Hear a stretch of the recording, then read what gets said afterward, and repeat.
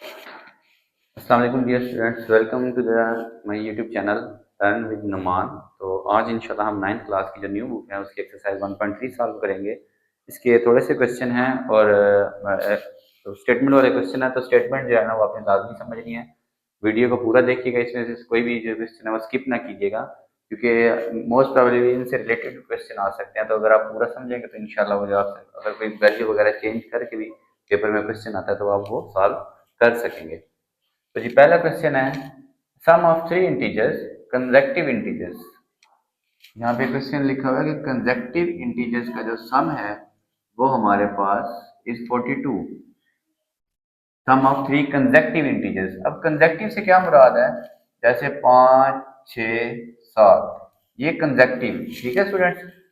या फिर जैसे 8, 7, 8, 9, कोई भी लें, ये क्या है? कंसेक्टिव। अब इसमें आप एक चीज गौर करें, 8 से 9 कैसे आता है, इसमें एक प्लस करें, और 8 से 7 कैसे आता है, इसमें से एक माइनस। अगर मैं सेंटर वाले को x कहूं तो ये मेरे पास x प्लस 1 होगा, और ये वाला मेरे पास क्या होगा? x minus 1।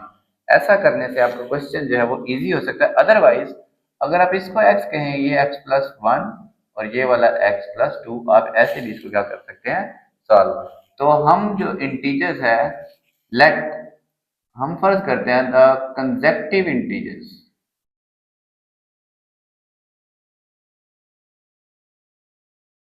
Are x x minus one, इससे आगे वाला एक्स, और फिर आगे वाला x plus one.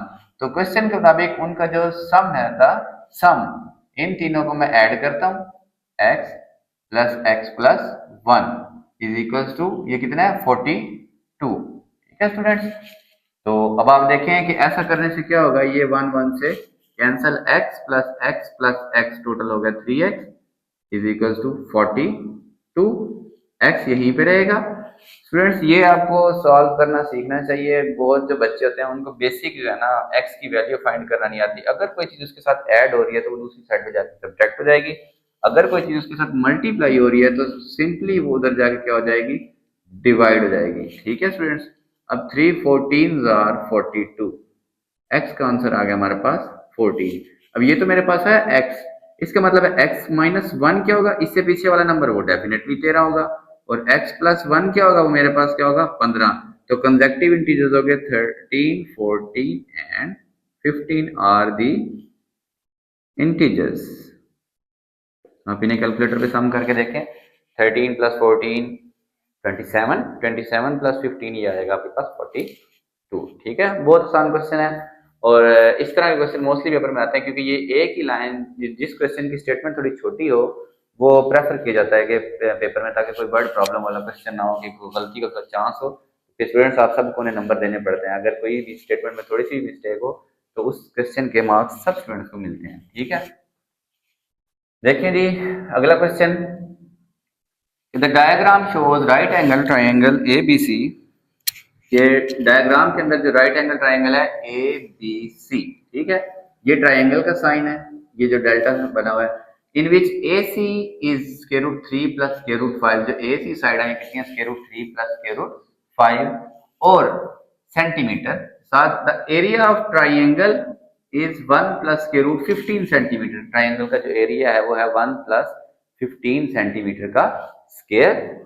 Find the length of A B side. हमने ए बी साइड की लेंथ मालूम करनी है। वो कहता है इस फॉर्म में मालूम करें कि स्क्वायर रूट 3 के साथ कोई भी इंटीजर हो, ठीक है, और स्क्वायर रूट 5 के साथ कोई भी इंटीजर हो, और बटे में कोई चीज इनके ना हो। ठीक है, बटे में नंबर हो सकता है लेकिन स्क्वायर रूट वाली रकम नहीं हो सकती।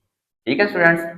तो इससे पहले हमारे पास दो चीजें हैं, एरिया और एक साइड की लेंथ। तो याद रखें जो एरिया ऑफ ट्राइंगल होता है, एरिया ऑफ, ये होता है 1/2 multiply by base multiply by height. ठीक है। अब ये जो राइट एंगल ट्राइंगल होती है, इसकी ये एक हाइट हो गई और एक इसकी क्या हो गई? बेस। ये जरूरी नहीं है स्टूडेंट्स की यही बेस और यही ये बेस हो सकती है और ये हाइट हो सकती है, अगर इसी ट्राइंगल को मैं ऐसे बना दूं। ठीक है, लेकिन राइट एंगल ट्राइंगल में बस ये इस साइड के अलावा एक बेस और एक हाइट है। वो डिपेंड करता है, तो जब आप ट्रिग्नोमेट्री करेंगे उसके अंदर कौन सी बेस है कौन सी उसकी हाइट हो सकती है। ठीक है, अब मैं एरिया की जगह उसकी वैल्यू लिख देता हूँ, 1 प्लस 15 ठीक है, मैं इसके साथ सेंटीमीटर स्क्वायर नहीं लिख रहा, एंड पे हम जो एक साइड है उसकी लेंथ सेंटीमीटर, उसके साथ हम क्या लिखेंगे, लिख देंगे बेस, क्योंकि हमने उसको बेस बनाया हुआ है square root 3 plus square root 5। Height height मेरे पास है ए बी, और साइड ट्राइंगल की साइड्स के लिए हम ऊपर क्या लगाएंगे, इसके लाइन लगाएंगे। ठीक है स्टूडेंट्स, ये 2 इधर डिवाइड हो रहा है, इधर आके मल्टीप्लाई हो जाएगा, स्क्वायर रूट 15 के ऊपर यहाँ पे है जी स्क्वायर रूट 2 इधर डिवाइड हो रहा है, इधर आके मल्टीप्लाई हो जाएगा।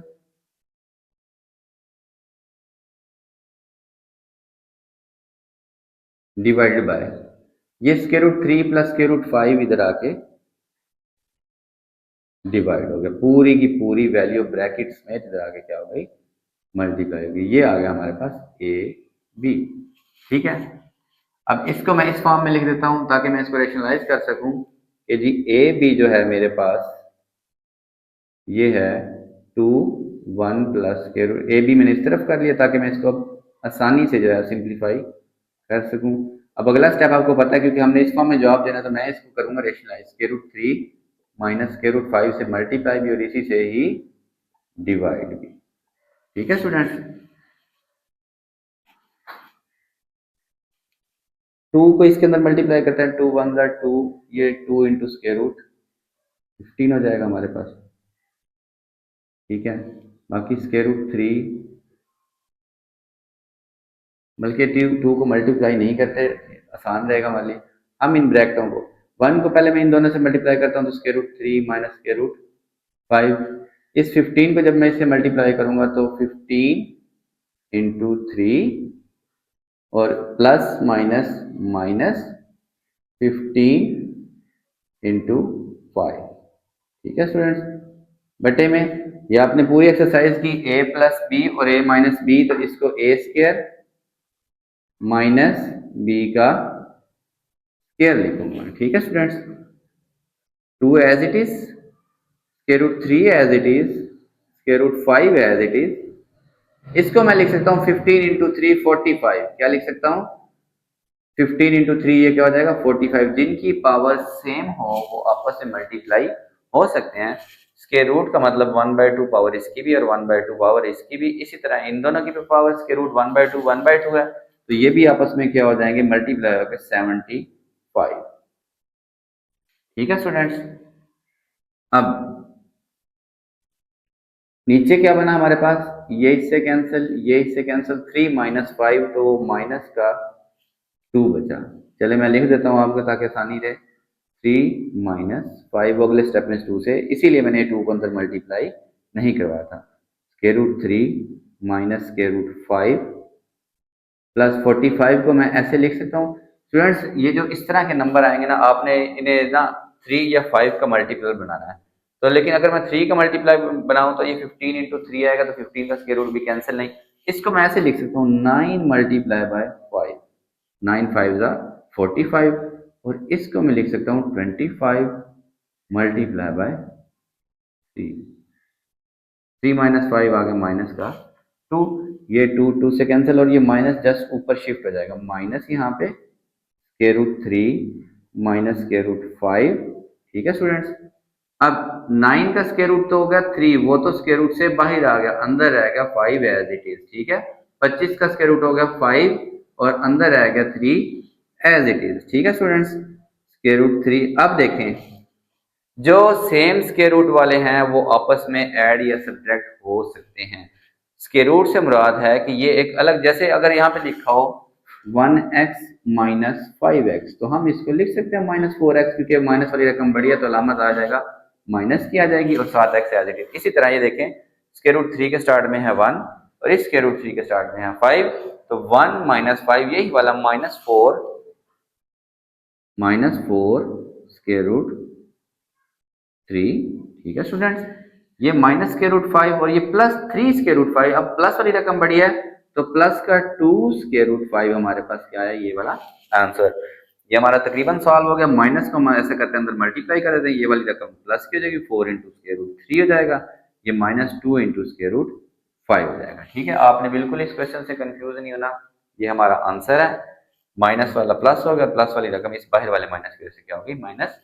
तो करना क्या था कि एरिया का फार्मूला लिखना है आपने, वैल्यू पुट करनी है, एरिया की वैल्यू भी उसने दी हुई है और उसने हमें बेस की वैल्यू भी दी है, वो इधर आकर डिवाइड होगी, आपने उसको रैशनलाइज करना है, बाकी बिल्कुल सिंपल है। ये थोड़ी सी चीज याद रखनी है कि 45 को 9 मल्टीप्लाई बाय 5 लिखना है। आप इसको ऐसे भी देखें ना कि आपने इसका आंसर देना है स्क्वायर रूट 5 और स्क्वायर रूट 3 में, तो 45 को ऐसे लिखते हैं और 75 को 25 ज़रब 3 लिखते हैं। ठीक है स्टूडेंट्स, ये 2 से कैंसिल करेंगे, इसका माइनस ऊपर शिफ्ट करेंगे, उसको आखिरी स्टेप में आपने अंदर मल्टीप्लाई करना है और साथ इसके हम लिखेंगे इसका यूनिट सेंटीमीटर। ये हमारा क्या है जी, रिक्वायर्ड आंसर है। ठीक है स्टूडेंट्स, अगले क्वेश्चन की तरफ चलते हैं। अच्छा जी स्टूडेंट्स, क्वेश्चन नंबर 3 देखते हैं। A rectangle has sides of length 2 plus square root 18 meter and 5 minus 4 divided by square root 2 meter. Express the area of rectangle in the form a plus b square root 2 where a and b are integers. तो बिल्कुल पिछले question की तरह हम area का formula लिखेंगे। इसके अंदर हमें दोनों लेंथ दी है, तो आपको पता है कि जो रेक्टेंगल का एरिया होता है लंबाई ज़रब चौड़ाई, या फिर ऐसे कह लें कि साइड मल्टीप्लाई बाय साइड। तो एरिया ऑफ रेक्टेंगल हम डायरेक्ट वैल्यूज लिखते हैं, area rectangle length multiply by width, या फिर कह लें साइड मल्टीप्लाई बाय साइड। तो एक की वैल्यू 2 प्लस स्क्वायर रूट 18, बस यहाँ पे आपने ध्यान रखना है कि आपने ब्रैकेट लाजमी लगानी है। दूसरे की value 5 minus 4 divide by square root. ठीक है स्टूडेंट्स, अब देखें हम ऐसा करते हैं, इसको मल्टीप्लाई करते हैं। 2 5 जार 10, 2 जब इससे मल्टीप्लाई होगा 2 plus minus minus 2 multiply by 4 हो गया 8, ये क्या हो गया डिवाइड बाय स्क्वायर रूट 2। अच्छा 2 दोनों से मल्टीप्लाई होगा, 18 जब इससे मल्टीप्लाई होगा तो 5 बाहर लिखूंगा, स्क्वायर रूट 18 में ऐसे लिखूंगा। ठीक है student, plus minus minus 18 as it is, 4 divide by square root 2 भी एज इट इज एक बार मैंने लिख लिया। अब इसको थोड़ा सा मैं फिर करके लिखता हूँ सॉल्व करने के लिए। 10 एज इट इज, क्योंकि 10 को हम मजीद सिंप्लीफाई नहीं कर सकते। 8 डिवाइड बाय स्क्वायर रूट 2 भी हमारे पास एज इट इज। ठीक है स्टूडेंट्स, प्लस इस 5 के साथ जो 18 है इसको 9 मल्टीप्लाई बाय 2 लिख रहा हूँ मैं। इसको भी मैं लिख रहा हूँ 9 multiply by 2, 4 divide by square root 2।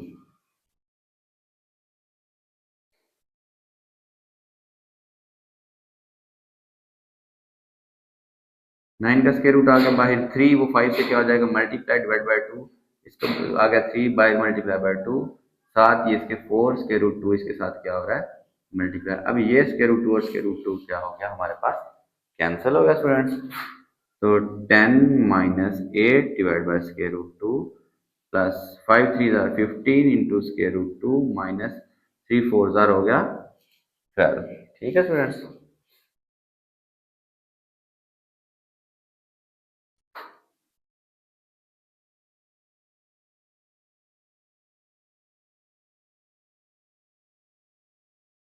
10 minus 12 हो गया हमारे पास माइनस का 2, ये मैं एज इट इज लिखता हूँ 15 इंटू स्क्वायर रूट 2। ठीक है स्टूडेंट्स, अब आप देखें कि ये जो है मेरे पास एक ही रकम है जिसके बटे में स्क्वायर रूट 2 आ रहा है। मैं ऐसा करता हूँ, इसको स्क्वायर रूट 2 से मल्टीप्लाई हो सिर्फ इसी को। ठीक है स्टूडेंट्स, ये माइनस 2 प्लस 15 स्क्वायर रूट 2 मेरे पास एज इट इज आ जाएगा, माइनस 8 इंटू स्क्वायर रूट 2, ये दोनों मिलके स्क्वायर हुआ स्क्वायर रूट 2 का स्क्वायर, ये स्क्वायर और square root cancel, minus 2 plus 15 square root 2 minus 8 square root 2 divide by, अब बचा 2, 2 4 जार 8, तो minus 2 plus 15 into square root 2 और माइनस 4 इंटू स्क्वायर रूट 2, ये दोनों स्क्वायर रूट वाली रकमें हैं, तो इसका आंसर आएगा माइनस 2 प्लस का 15 और ये माइनस का 4 प्लस का 11 इंटू स्क्वायर रूट 2। ठीक है स्टूडेंट्स, यहाँ से थोड़ी सी ये एक स्टेप है, 18 को 9 मल्टीप्लाई बाय 2 लिखना दोनों को, इसका स्क्वायर रूट 2 इसके स्क्वायर रूट 2 से हो जाएगा कैंसिल हो जाएगा, हमारे पास 3 4 जार बचेगा 12। ठीक है स्टूडेंट्स, इसका जो 3 बाहर आएगा 5 3 जार हो जाएगा 15। अब इस क्वेश्चन के अंदर जब स्क्वायर रूट 2 है वो सिर्फ इस एक है, बजाय इसके आप एलसीएम लें और मुश्किल में पड़े, इस स्क्वायर रूट 2 को अलग लिख के मैंने वहां ना साइड पे ले जाके इसको रेशनलाइज किया, स्क्वायर रूट 2 से मल्टीप्लाई और डिवाइड कर दिया। ठीक है, वो 8 से मल्टीप्लाई होकर नीचे स्क्वायर होकर स्क्वायर रूट कैंसिल, फिर ये जो 2 बचेगा, 2 4 जार 8, 4 इंटू स्क्वायर रूट 2 और 15 इंटू स्क्वायर रूट 2, ये प्लस का 11 इंटू स्क्वायर रूट 2 मेरे पास आंसर आया। ठीक है स्टूडेंट्स, नेक्स्ट क्वेश्चन देखते हैं जी।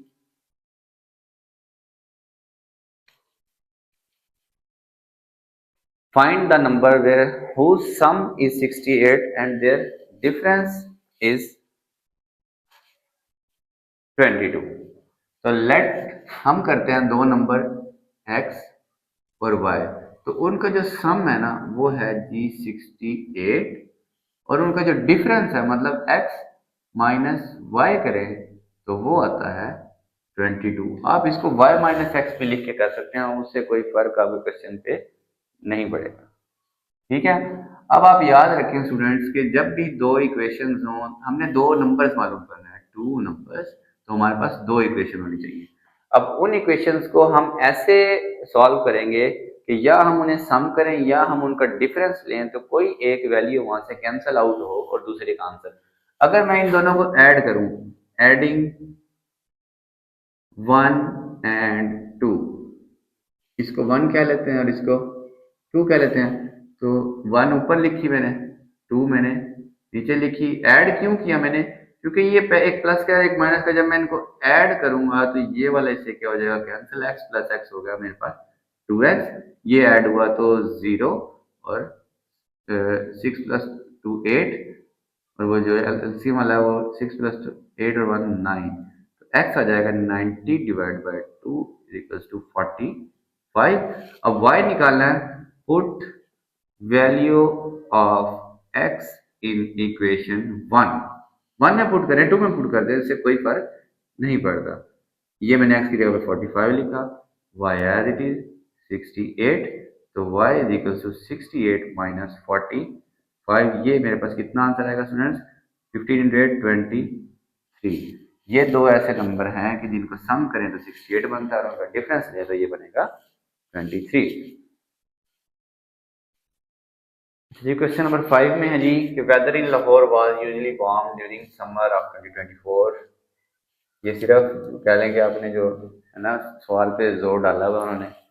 ये सवाल तो यहाँ से शुरू होता है कि Zee TV news report the temperature high as 48 degree Celsius, कि टीवी पे जो न्यूज में टेम्परेचर बताया गया वो था 48 डिग्री सेल्सियस। तो बाय यूजिंग फार्मूला, फार्मूला मैं यहाँ पे लिखता हूँ, फार्मूला है हमारे पास F is equals to 9/5 into C plus 32 degree.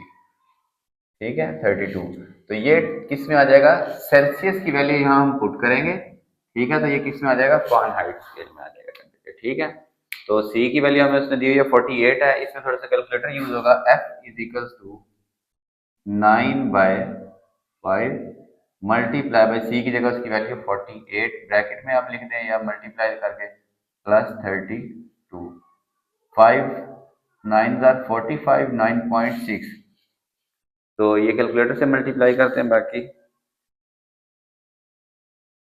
9.6 multiply by 9 is equal to 86.4 plus 32 as it is. इन दोनों को ऐड करते हैं तो ये आ जाएगा 118.4 फ़ारेनहाइट। ठीक है स्टूडेंट्स, सेल्सियस में दिया हुआ था, ये किस में निकला है, फ़ारेनहाइट के अंदर। अब आप यही नोट करें कि मोस्टली डॉक्टर्स के पास हम जाएं तो वो चेकअप करने के बाद कहते हैं कि जी आपको 101 बुखार है, 102 बुखार है, तो हम तो सोचते हैं कि जी 50 डिग्री हो तो इतनी हीट होती है, तो ये 101 कैसे बर्दाश्त हो रहा है, तो बेसिकली वो किस में होता है, फ़ारेनहाइट में। अगर उसको हम सेल्सियस में वापस लेके जाएंगे तो हमारे यहाँ जो बॉडी का टेम्परेचर वो 36 के राउंड अबाउट होता है, तो वो इतना ही निकलेगा, 38 39 ऐसे करके कोई वैल्यूज की निकलेगी। ठीक है जी, नेक्स्ट क्वेश्चन देखते हैं, थोड़ा सा टेक्निकल है। ये sum of age of father and son is 72। एक बाप और बेटे की उम्र को अगर सम करें तो 72 है। तो जैसे हमने पिछले क्वेश्चन में फर्ज किया था दो चीजें हैं, तो हम एक को एक्स कहते हैं और एक को वाई, तो याद दहानी के रहे, इसीलिए सिर्फ फादर्स एज लेट करते हैं, let father's age is equals to x and son's age is equals to y. ठीक है, तो इन दोनों का जो सम है पहली इस लाइन के अंदर वो कहता है जी ये 72 है। एक ही क्वेश्चन होगी मेरे पास ये। फिर वो कहता है 6 years अगो। अब ये चीज जो है ना थोड़ी सी टेक्निकल है कि 6 साल पहले जो फादर की एज थी वो 2 times थी द एज ऑफ सन। तो यानी कि फादर की एज कैसे आज निकल रही थी कि सन की एज को 2 से क्या करें, मल्टीप्लाई करें। फादर की एज क्या है x और सन की एज है y। उसने कहा जी 6 years अगो, 6 साल पहले। अब जब 6 साल पहले मतलब ये तो उसकी अब वाली एज है ना, तो 6 साल पहले जाने के लिए दोनों की एज में से क्या करते हैं हम 6 माइनस करेंगे। तो ये जो फादर की एज थी वो 2 times थी किसकी, सन की एज के। यहां से हमारे पास दूसरी इक्वेशन आ जाएगी। एक इक्वेशन हो गई ये, इसको मैं सॉल्व करता हूँ। x माइनस 6 2y माइनस 12, 2 को अंदर मल्टीप्लाई किया, y वाली रकम इधर ले आता हूँ, माइनस 6 उधर जाके कितना हो जाएगा, प्लस 6 हो जाएगा। ये आ गया माइनस का 6, तो x minus 2y is equal to minus का 6 हो गया। ठीक है, यहाँ पे मेरे पास x plus y is equal to 72। तो मैं ऐसा करता हूँ कि इस इक्वेशन को इसमें से सब्ट्रैक्ट करूंगा ना, तो ये x और ये x क्या हो जाएंगे, कैंसल। इसको मैं कहता हूं 2। सब्ट्रैक्ट इक्वेशन 2, 2 को माइनस कर रहा हूं किस में से, फ्रॉम 1। तो 1 को मैं ऊपर लिख रहा हूं, ये 2 मैंने नीचे लिखी, x minus 2y is equal to minus का 6। इसके मैंने किए साइन, सब्ट्रैक्ट कर रहे हैं तो मैं क्या करूंगा, साइन सारों के चेंज। x वाली से कैंसिल, ये प्लस y और प्लस 2y ये हो गया 3y, ये आया जी 78। 3 उधर जाके डिवाइड हो जाएगा मेरे पास, 3 2 जार 6, 3 6 जार 18। तो जो सन की जो एज अब वाली निकली वो कितनी है, 26। अब मुझे चाहिए फादर की एज, तो पुट किसी भी इक्वेशन में आसान वाली में इन 1, x plus y is equal to 72। तो y तो मेरे पास निकली 26, y कितना है जी 26, 72 एज इट इज, ये उधर जाएगा क्या हो जाएगा, माइनस 72 माइनस 26। तो कितना आंसर आएगा स्टूडेंट्स हमारे पास, ये आएगा 6 और 46। ठीक है, हमारे पास 46। तो ये है जी फादर की एज। तो यहाँ में बेशक लिख दें सन्स एज 26 और father's age is equal to 46। देखें अगर इन दोनों में से 6 माइनस करें ना, मतलब 6 साल पीछे जाएं, तो सन की एज रहेगी 20 और फादर की एज रह जाएगी 40। ठीक है स्टूडेंट्स, तो वो देखें फादर की एज जो अपने सन की एज की क्या है, 22 है। अच्छा जी स्टूडेंट्स, क्वेश्चन नंबर 7 और 8 देखते हैं। क्वेश्चन नंबर 7 जो है ना, इसमें कुछ बुक्स में मिस्टेक्स हैं। तो इसका जो अपडेटेड क्वेश्चन है वो यही है कि Meera bought a toy for RS 1500 and sold for RS 1520। तो what for her profit percentage, के उसकी जो प्रॉफिट की परसेंटेज है वो क्या होगी। आप खुद देखें, उसने 1500 की एक चीज ली और 1520 का वो टॉय उसने सेल किया। तो पहले हम उसका अमाउंट ऑफ प्रॉफिट कैलकुलेट करते हैं। अमाउंट ऑफ प्रॉफिट वो होता है sale price minus cost price. तो सेल उसने किया 1520 का और लिया उसने था 1500 का, तो उसको कितने प्रॉफिट हुआ, 20 रुपीज प्रॉफिट हुआ। ठीक है, अच्छा अब प्रॉफिट परसेंटेज, प्रॉफिट परसेंट ये कैसे कैलकुलेट करते हैं, प्रॉफिट की अमाउंट ऊपर डिवाइड बाय कॉस्ट प्राइस। यहां कभी भी सेल प्राइस आपने नहीं लिखनी, मल्टीप्लाई बाय 100 करेंगे तो ये आ जाएगा परसेंट प्रॉफिट। ठीक है स्टूडेंट्स, तो प्रॉफिट है उसका 20 और ली थी उसने 1500 रुपए की, तो 100 से इसको करेंगे मल्टीप्लाई, तो ये 2020 से कैंसल, तो 20 डिवाइड बाय 15, तो ये 1.33% जो है उसको प्रॉफिट होगा। बड़ा आसान सा क्वेश्चन है कि पहले आप सिर्फ प्रॉफिट की अमाउंट कैलकुलेट करें, उस प्रॉफिट को उसकी जो कॉस्ट प्राइस है उसे डिवाइड करके 100 से क्या कर देंगे, मल्टीप्लाई कर देंगे। नेक्स्ट क्वेश्चन भी इजी है कि Tayyab annual income is 9,60,000 while the exempted amount is 1,30,000। ठीक है स्टूडेंट्स, कि तैयब की जो एनुअल इनकम है वो 9,60,000 रुपये है और उसपे से छूट है। एग्जेम्प्टेड का क्या मतलब होता है कि उसको कितनी छूट दी कि 1,30,000 रुपए की तुम्हें माफी है, लेकिन 1,30,000 से ऊपर जितनी भी अमाउंट होगी उस पर वो कितना टैक्स देगा, 0.75% उसका टैक्स देगा। तो पहले हम इसे कहते हैं कि टैक्सेबल इनकम, इसको कहते हैं टैक्सेबल इनकम। ये चीजें सीख लें आगे, जैसे हालात होने जा रहे हैं ना तो आपको भी टैक्स कैलकुलेट करने आने चाहिए। वैसे तो ये रेट जो है किसी अच्छे जमाने के लिखे हुए हैं, अब तो जो रेट है वो 5 और 10% लिखे हुए हैं, ये सिर्फ इसलिए कम लिखा हुआ ताकि आप लोग जो है ना वो घबरा ना जाए। तो पहले टैक्सेबल इनकम कैलकुलेट करते, टोटल है उसकी 9,60,000, उसमें उसको 1,30,000 उन्होंने रियायत दी है कि जी इतने पैसों पे हम आपको नहीं पूछेंगे। तो इसको इसमें से माइनस करें तो ये बचता है 8,30,000 रुपीज उसके पास। ये वो पैसे हैं जिसके ऊपर उसने टैक्स देना ही देना है। ठीक है स्टूडेंट्स, तो चलते हैं जी अमाउंट ऑफ टैक्स, या फिर आप क्या लेंगे जी, टैक्स पेड, एक ही बात है। ठीक है, rate multiply bye taxable income, taxable income rate है जी 0.75% मल्टीप्लाई 8,30,000। ये परसेंट खत्म करेंगे स्टूडेंट्स तो 100 लगेगा।